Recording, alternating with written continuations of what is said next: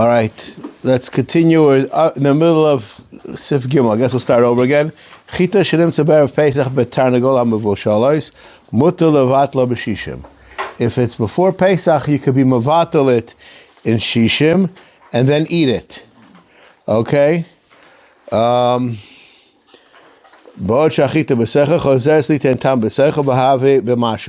If you left it in and then you heated it up on Pesach, then you're in trouble because Chometz is b'mashu. And now if the wheat is still there, we'll say that it is giving off flavor continuously.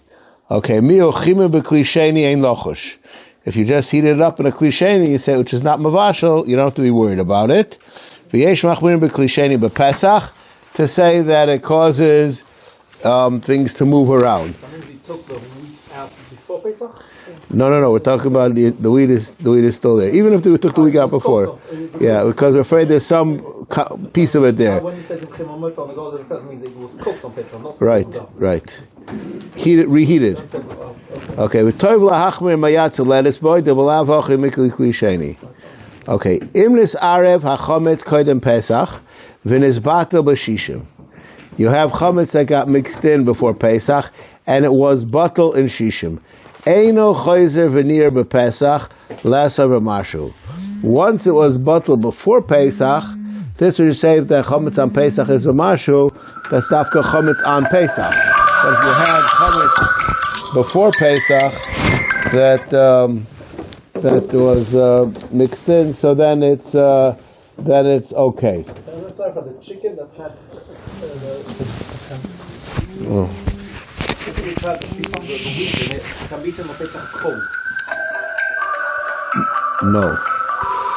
If you had anything that has, when you're going to eat that, we have to be choishish that there is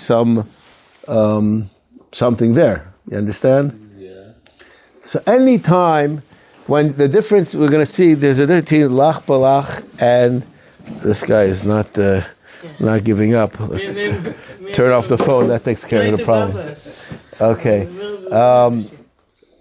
Any time that you have a solid and a liquid that mix together, it will always be usher, because we say that even the solid, when it decomposes, there's still molecules of the solid there. The solid never really ceases to exist. It's not like liquids. Liquids mix. Solids get lost. You understand the difference? Yeah, I just don't understand the first halacha in the simon. If it was cooked before Pesach so it's batel b'shishim, you can eat it on Pesach even heated. Yes. Well, no. Right, so Doesn't say that you can eat on Pesach. You can eat it before Pesach. The halacha is that chometz on erev Pesach after chatzos is also b'achila. Right, but the Mishnah Berurah says. But the halacha of mashu doesn't apply. So this chicken which had a grain of wheat and which is batel b'shishim. Yeah. So it can be eaten on Pesach. No. But the Mishnah Berurah here says mutar le'achla afilu b'Pesach. Where are you? Gimel. Shenimtzas be'erev Pesach afilu achashesh mutar le'achla afilu b'Pesach. He says. How do you stand in koydem Pesach kinel kamei that it already, it cooled off and it's. That's what I said. That's what I said. Maybe it can eat it only cold. Yeah. So right. Yeah. Okay. But nothing. There was no flavor giving over on Pesach, right. because on Pesach you can't heat it up again. Right. So you can only eat it right. on Pesach. Right. Okay. They're Pesach by the kitniyot also. Yeah, for sure, kidneys. That's true. You're asking me a question, halacha l'maisa. The halacha l'maisa, no, you cannot eat kitniyos, and the minig is not like the halacha in Shulchan Aruch. The halacha in Shulchan Aruch is a kitniyos is batel b'roiv. Okay, kitniyos is batel b'roiv, and just so that you shouldn't think that I'm a inventor of halachas and finding all the machmirim, there was a Rav in Krakow whose name was Moshe Isserlish. Okay? And the Ramah writes that you're not allowed to hang a candle means an oil candle, over the table with oil of kitniyos, because it may drop some drops of oil into the food. Now, if it drops the drops of oil into the food, the Ramah says that it's mutter. But you're not allowed to even hang it there, not planning to drop it. You're hanging your candle there because that's what you want to eat. You want it to be light where you're eating. Okay? That's a Ramah, that's not me. Doesn't Mishnah Berurah also say it's Gain? Yes, but the minig is, if you look in the Maramshik, the minig is that we are makbid even on blias of kitniyot.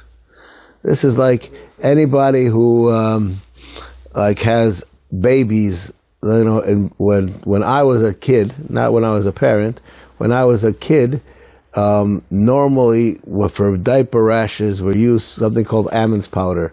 I don't know if that's, people know what I'm talking about. All kinds of these powders have starch in them, and the starch that's in them is kitniyot. Therefore, you are not allowed to wash your hands in the kitchen sink because it has kitniyot on it. And not only that, all things that... There's no glue or anything like that. I'll tell you something else. What happens to the water that you wash your hands with? Themselves. Right, it goes into the garbage, right? Right. So, but we're afraid. This is called. We're afraid about in Pesach about everything. This is halachas. This is No, this is the accepted practice. But this is accepted, not just paranoia of. No, it's not paranoia, but individual. It's Pesach Chumrah. Right. Yeah, this is what Pesach Chumrah. Yeah, 100%. And I always say over when discussing kitniyot, there's a very big machlokes, I think a 3 or 4 way machlokes Rishonim why we're machmer on kitniyot. Now some say because you could misconstrue and mix up between them. Some say because they are mixed together. And just to give you an idea of that, I have a friend of mine who works in kashrus and he goes to China. That's what he does. He said he was once in the place where they package quinoa. And he asked the guy, quinoa is nothing. Quinoa grows on trees, if you really want to. Animal food. Okay? Quinoa is, according to some, it's kitniyot, according to some, it's not kitniyot, so I'm not getting involved in that. But he said, I was in the place, and the truckload that was deposited in that exact same spot right before it was wheat. Okay? And, so you have to understand what could be going on. I just, I didn't say what you should do. I'm just telling you. Right. Yeah, all right. All right. So it was for 2 reasons. What were the reasons? I can't remember right now. There's 4 reasons, if I'm not mistaken. One is that they usually store the same sack. Yeah, that's a similar kind of an idea, that it gets mixed together. Okay. Okay. Okay. If goes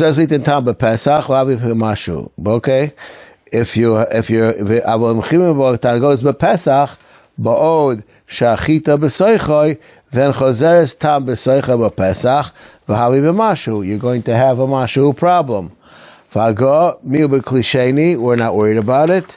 And then the Ramah says we're choishish anything that's yatzoleres, that maybe there's going to be some kind of a bulia. Okay. I'm going to go to the next halacha. Imnis arav chometz koydem pesach v'nis batel b'shishim. And it's batel b'shishim. Eino choyzer v'nir b'pesach lesser b'mashu. Once it's batel b'shishim, we're not worried about a mashu anymore. V'yesh cholkim that we are worried about a mashu. V'noagin kisvar rishoyna b'chol tarubas shehu lach, that were meko. Miu b'davar yoveh shenis arev o sheyesh lachush l'tarubas k'gon pas shenafol l'yayin. Afa pisha notlu misham ha'isr b'pesach, d'chashina shemanishro pirurim v'nosan tam b'pesach. Okay, we're afraid always that there's some kind of a masha who's still there, and therefore we're worried. Masha enken, when it's liquids, we say that liquids evenly. Yeah, that's the word. Okay. Says the Mishnah Berurah, Koydem Pesach ha'chashesh, lesser b'mashu, Ma'isa shenimtza chala achas shel botzek b'soch sal sheinoisen ha'matzos afuyas b'tziyosu min ha'tayro. V'yiriku min ha'sav v'lo yinoda be'eza matzah noga botzek. I'll just share with you, I was in a matzah bakery, it's supposed to be about 15 years ago, a machine matzah bakery, and on top of one of the machines was a piece of dough. A piece of dough, this big, like a piece of dough. Yeah, well bigger than 2 kezesim. It was put there purposely. No, it was, it was like, it was like one piece fell on another piece, and it was there, and it fell into the mixer with the matzahs. Okay, and I ran rapidly to the Rav, wasn't even Mashgiach, the Rav who was making that thing, and I told him what happened. He said, it's okay, it's bottle. Who said it's bottle? The Rav, and he happens to be right. Now, I would just like to share with you something. This is what he said is true. About 5 years ago, I was asked one day, someone came over to me in the middle of Seder, and he said, there's this place in Beis Yisrael that they grind the wheat to make rechaim shel yad. It's like and he asked me, they have, for the people who work there, you get full of dust, you walk out of there, you look like an angel. You're all white. So they have like an air blower, compressed air to blow yourself off so you can get some color to your life. Okay? So he said that air blower had some condensation in it, and when you would press it, in the beginning, droplets of water would come out of it. And the guy told me, I was there, and the guy turned it on, and some droplets of water fell onto some of the sacks with the wheat, and not the wheat, with the wheat inside of them. So he asked me, can we use those sacks of wheat? So I asked him a typical Rabbi Zachariash question. Are you asking me a question in Or Chaim or in Chosh Mishpat? So he said, I'm asking a question in Or Chaim. I said, 100%. You don't have to be Choshish. And he said, and what about if I was asking Chosh Mishpat? So I said, the people who are getting Chabura matzah that's made Rechaim Shel Yad, they don't want this in their, they're paying to not have the rabbi say that it's kosher, right?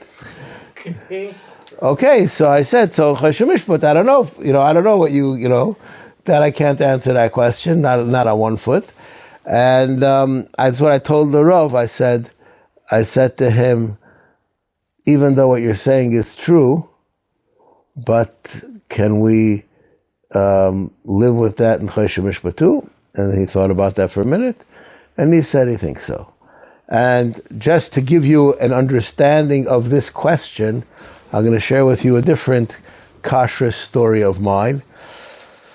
This happened about 20 years ago. About 20 years ago, I was very involved in kashrus of chickens. The whole process, everything going on over here. And at that time, I had a lot to do with Rabbi Reuben from Rehovot.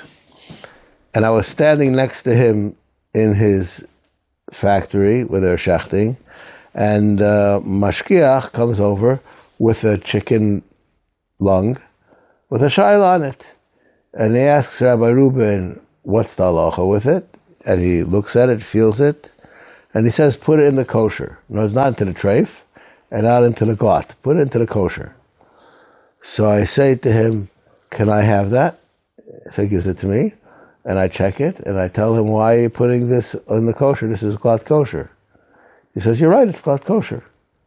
So I said, okay, now I'm going to ask again, why are you putting it in the kosher? And he got furious, and he said it's 100% glot kosher. Mayor Bronsdorfer holds that this has a problem with it. And if Mayor Bronsdorfer holds it has a problem with it, even though he's wrong, and he went on to explain to me why he's wrong, but he says it's a problem, I cannot put it into the glot.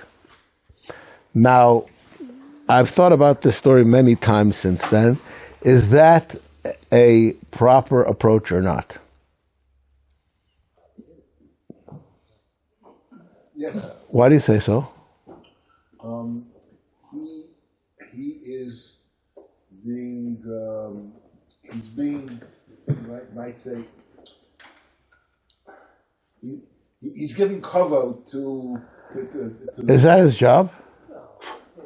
He wants to cover all bases if he can. Yeah, he's being much more Right. negative Yeah, what he really holds people- is the truth. People are Because of those that are relying on him. but people are paying for what he thinks is glut, not for what someone else Right. thinks is glut. And people are understanding that he's taking these things into account. He doesn't have to take every chumrah in the world. no, But they're assuming he's taking more than his own That's personal. why Why do you assume? Why do you didn't assume anything? You made that up this moment. So you rely on him. Explaining the story. No, I didn't ask you to explain me the story. I asked you, is this the right approach? I asked a very simple question. When a person is giving a hechsher, if he calls it glut, why shouldn't he mark it glut? Because people are relying on him. Yeah, but for it's his he broader scope. I'll go- okay. His own personal. No, that is. That's why you eat this guy's shechita, not that guy's shechita, because you rely on him, not on him. But I'm relying on him because I know he has a broader scope. No, that's not why you're relying on him. No, that's not why you're relying on him. Okay? That's not true. Okay? Why not? If there's I want to just tell you something. Since we're throwing names, the Eid HaCharedis, it does not care at all about the Beis Yosef Shita in Bishul Akum. Why?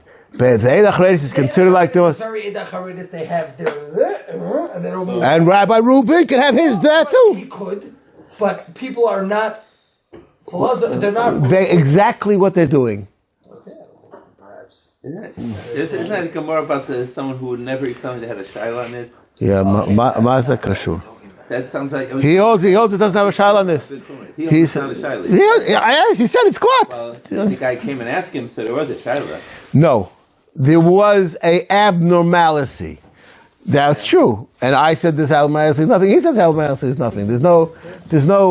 Could it be that somebody, mashgiach in a restaurant or whatever, he could say, is a kosher mahadran, say kosher mahadran, said, would you eat it? Said, I wouldn't touch it with a tampon pole. That That means he himself doesn't hold. I just want to tell you something. Rabbi Yasher doesn't hold like that. Rabbi Yasher says you cannot give a hechsher on something that you wouldn't eat yourself. Okay? So just tell you, But that's Rabbi Yashiv? Or is that that's Rabbi Yasher. So Rabbi Okay. Yashiv, I mean, No, I'm saying, the question is a question, right? obviously. Okay, but I'm not going to get involved with this. I can tell you many different stories about all kinds of things. You have to know that you're asking somebody, you're relying on him, and does that mean that he's taking every chumrah into account? And I will tell you, I know Rabbi Reuben personally, I don't say that anybody who has an opinion he would take into account. He had a very great respect for Mayor Bronsdorfer.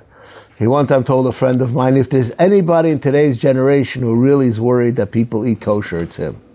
Okay? But I'm not going to get involved in all the kashrus. I'm just saying, you have to know when somebody says that something is kosher, what are they trying to say? Okay? And I would imagine the guy who's making something glut, now he could do whatever he wants. I just want to tell you something. It's costing somebody money, this, right? Okay?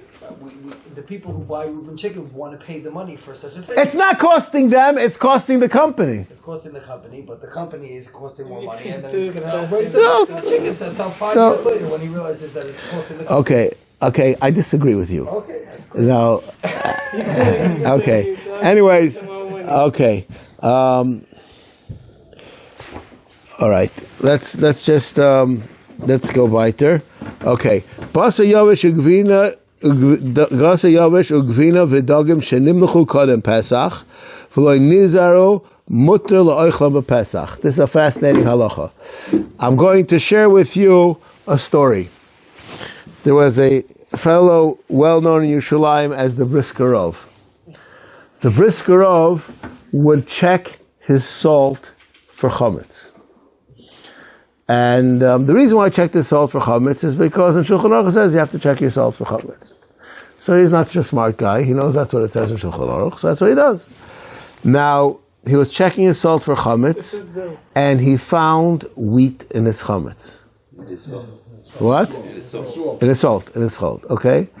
And the people that were there, went crazy, where did this Chometz come from?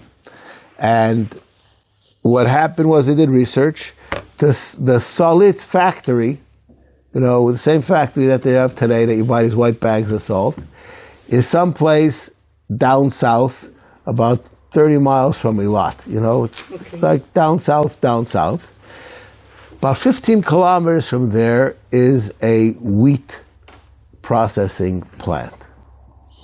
And the birds would go to the wheat processing plant to get food, and they would nest wherever they can. And there were birds that nested on the chimneys of this factory, right? And they brought with them their wheat, and they found a hole, this is very common, next to the chimney, which was right above the assembly line. And that's how the wheat got into the salt, okay? Now, the person who told me this story, he asked me, what do I take out of this story? I said, I take two things out of the story. First of all, Kadosh Baruch Hu lo mevi takol tzadikim. The briskerov is not going to eat Chometz on Pesach. Kadosh Baruch Hu makes sure that doesn't happen. And second of all, you don't have to check your salt for Chometz. Okay. In other words, now, maybe he hid wheat in the salt, so it's not okay. Well, I'm just saying, I didn't, that was an on-the-spot answer that I gave to the fellow, but I don't think that this story is something that would demand that people have to check their salt for Chometz. Now, it seems, the Mishnah Berurah will mention this in the Sif, that it was a real possibility that Chometz could be together with the salt.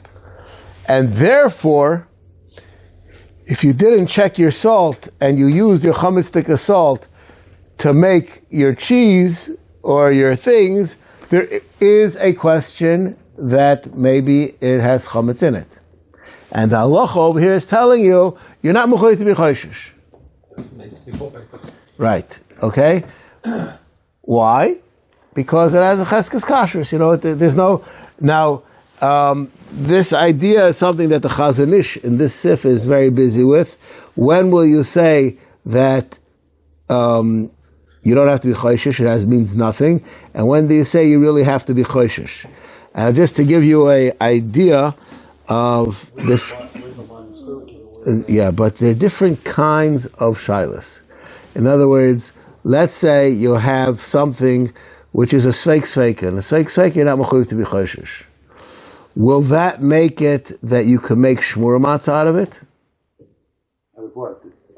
I have wheat that has a sveik sveika that maybe it became chometz. So it doesn't have a chashash of chometz. Can I make matzah out of it? Yeah, because of shmartem hamatzis. Shmartem hamatzis is a positive thing that you have to have. It was shamur, but something happened that you're not sure if it became chametz. How's it be shmura and still? I know exactly what's going on with it. Al pi halacha, I'm not mechuyev to be choishish that happened. But you saw it happen, but you never. No, you didn't see it happen. No, I have something that I don't know what it has in it, and I see what happened. It got into my matzah, so I was watching my matzah. I have over here, I have salt that I didn't check it for chometz, right. And I made matzah out of it. You can't make matzah with salt, but right, okay. Do I have to be choishish? More like it with water then. Yeah. I could have the case with water too. I'm not going to get involved in that. The Mishnah Berurah actually discusses you have a sveik sveika and ma'im shalano with certain things. You have water that has a sveik sveika that wheat fell into it, and you want to use it for ma'im shalano.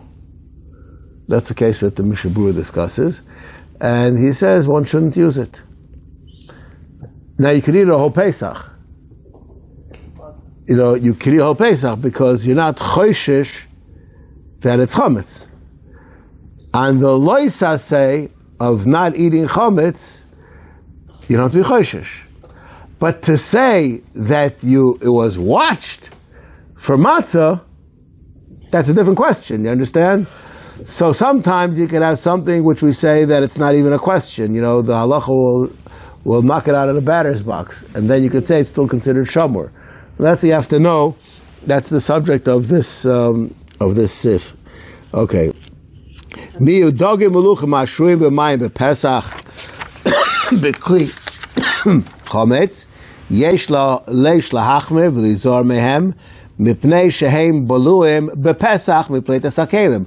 They will absorb chometz possibly on Pesach, and then you're back to the mashahu problem. Okay. They're still in the chometz. Right. V'chometz b'pesach b'mashu.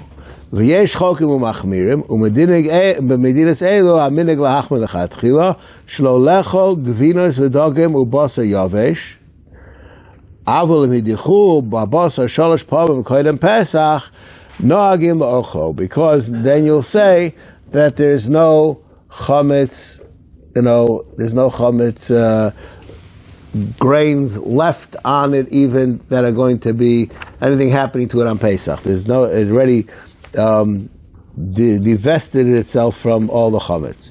We're so far from these things. We have everything separate. What do you have separate? Pretty much everything. Okay, fine, good for you.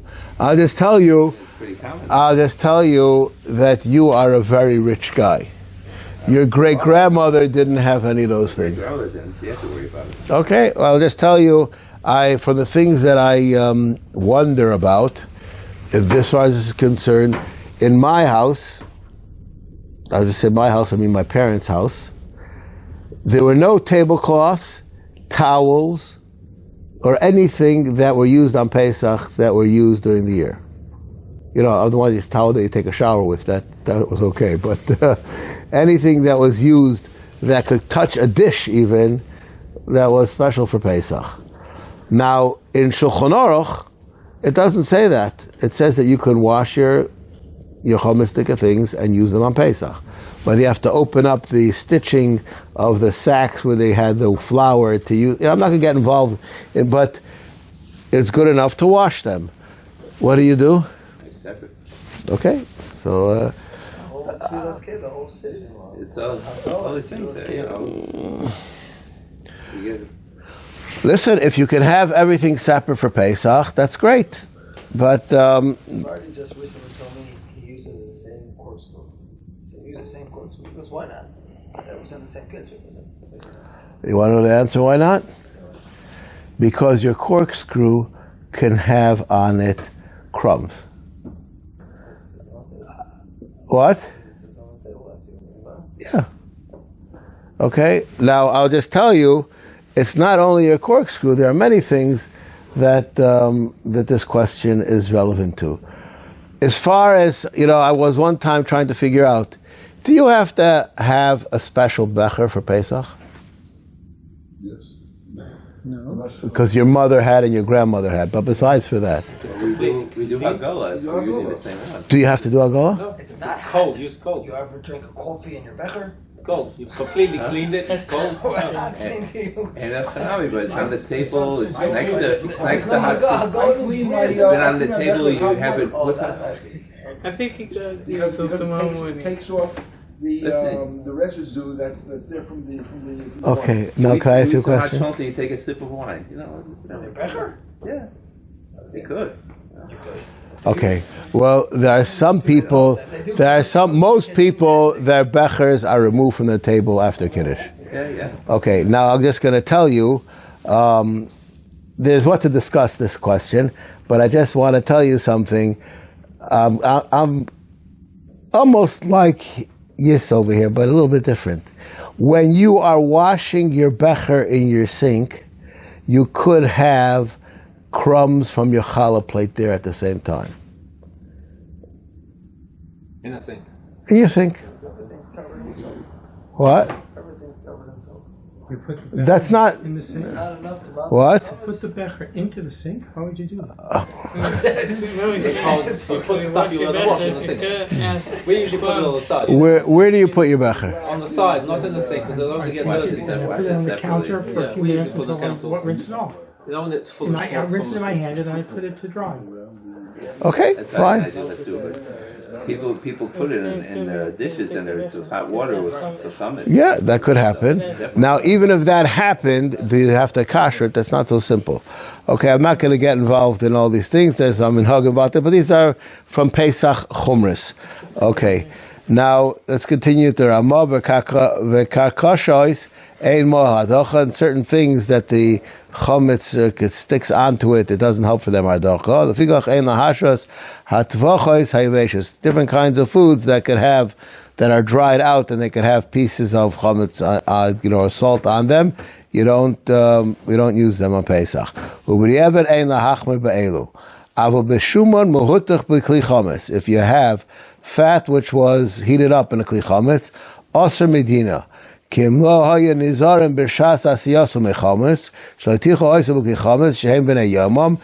aren't careful about how they prepared it. You cannot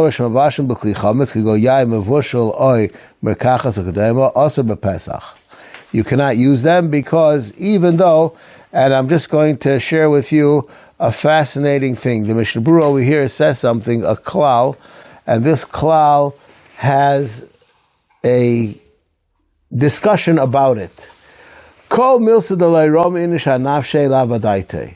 Which means things that people don't pay attention to, they don't notice if they happened. Okay? In other words, like, if I were to say, did your becher ever touch Chometz? You say, no. And then I'd say, well, did this and this ever happen? You say, oh, maybe, right? No, it's what happened. When these things happen, you don't pay attention because that's not part of your... It doesn't make any difference to you. So therefore, you discount it happening unless it's some kind of a major thing that you would remember about it. You understand? Because things which are not important don't go into your memory. Now, what happens if a person says, I know? Right? We have a guy like Lev Seltzer. Lev Seltzer says, I know my becher never touched any... He even took a photo of it. What? He took a photo of it when it was touching the chametz or when it wasn't touching the chametz. Which one did he take? Okay? He says, I know.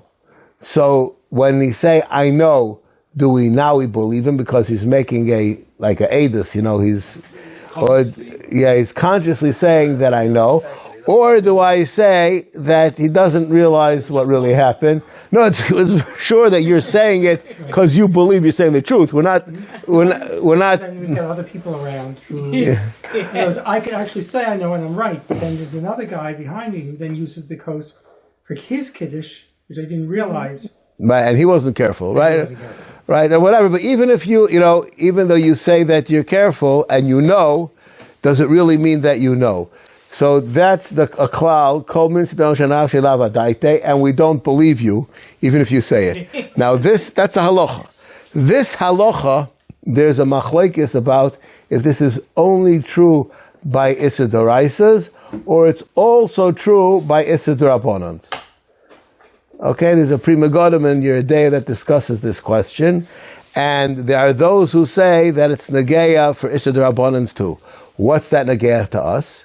Because the Isser of Chometz b'mashu is a Darabonon, right?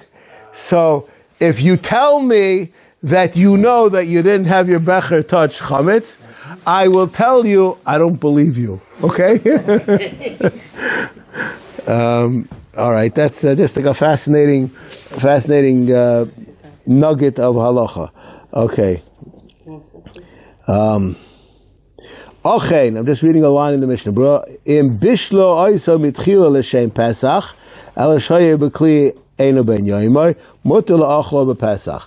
If they prepared it before Pesach, in a Pesach kli, then it would be okay. Ubevad sheyora oisa kli, ubevad sheyora oisa kodem Pesach l'kli Pesach. You have to pour it into a Pesach kli. Mikol makom lechatchila ein latiach shumu b'kli chometz, afilu miyadu lo shehu einu ben yomo. I'll just tell you, the minig in many places in Europe was on Hanukkah, they would eat gestopte Gans. Gestopte Gans is stuffed duck or goose, yeah. And these animals, they would force feed them with a certain kind of a dough, and they would be very, very heavy and a lot of fat. And on Hanukkah, when they would do this, they would clean the kitchen for Pesach, and they would take the fat, the schmaltz from this goose, and they would put it away for Pesach. That's what they used for oil. They didn't have all the oils and margarines that we have nowadays. All of the things that they used to fry with was natural fat. So when they would use this for Hanukkah, they made this special food, and they used the fat of that food for a different yontif, also a mitzvah achas, do another mitzvah. That's what would happen. Okay. Nayef, you used to use nayef fat. Nayef was like butter, but of course it was fleshik. Yeah. You used to take that and smear it on your challah. On challah. Yeah. Unfortunately, we're aware. Okay, but this is, I would say, most people over here have no idea what you're talking about. This is, okay, but that has to go with the people who had the cream on top of the milk. That's, okay, the best. Okay. Anyways, but these are things which don't exist. Plastic cows don't have that kind of stuff. Okay. Okay. Okay. Now, where's this makachas? Okay. Avo b'yom tov achron yesh lahokeh boy. Are these halachas on achron shel Pesach? No. I mean shmini shel Pesach. Shmini, yeah. Yeah, not shmini. Yeah, yom tov sheni shel Pesach, you could be meko. Now, we don't have this, we're meko on achron to eat bread. Okay? This is only Negea, like I think it was last year, it was Negea, right? When it came out on Shabbos. It happens sometimes. I think it was last year. Yeah. Okay. Friday. Last day Pesach Friday.